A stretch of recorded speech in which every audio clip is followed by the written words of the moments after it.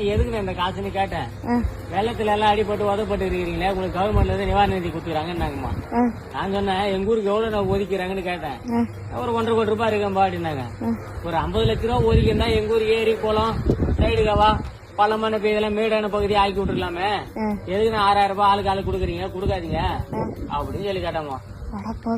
இது பின்னாடி போட்டு அந்த அடி அடிக்கிறா. உனக்கு வேணா நீ மூலிகை போட, நாங்க வாங்கிட்டு போறது.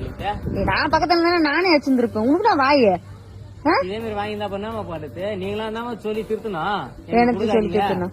இந்த மாதிரி நல்லது பண்ணுங்க, இந்த காசு வச்சு எங்க ஏரி குளம் எல்லாம் ரெடி பண்ணி கொடுங்க சொல்லலாம். குட்டா வாங்கி வச்சுக்கிறீங்க, அப்புறம் அடுத்த மணிக்கு சாப்பிட விட்டாடி.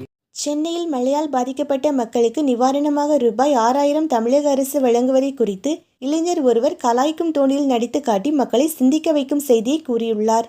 அதாவது பாதிக்கப்பட்ட மக்களுக்கு இத்தனை கோடிகளை ஒதுக்குவதில் பாதியை செலவு செய்து ஏரி குளம் கால்வாய்களை தூர்வாரினாலே போதும், மழைநீர் இவ்வளவு தேங்காமல் தடுக்கலாம்.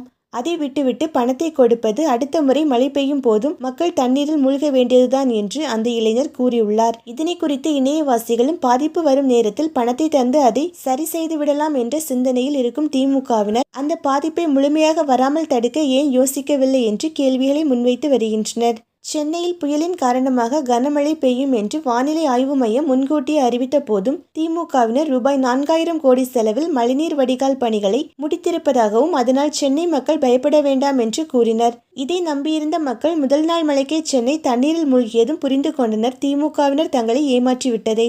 இதனை அடுத்து பாதிக்கப்பட்ட மக்களுக்கு நிவாரணமாக ரூபாய் 6000 தருவதாக தமிழக அரசு அறிவிப்பை வெளியிட்டது.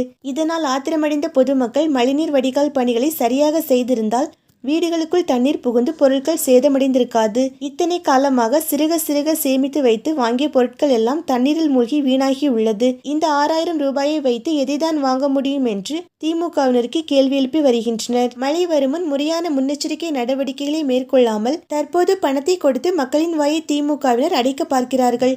ஆனால் மக்கள் இந்த முறை சரியான பாடம் மூலம் விழித்துக் கொண்டனர். இனி திமுகவிடம் ஏமாற மாட்டார்கள் என்பது எதிர்க்கட்சியினரின் கருத்து.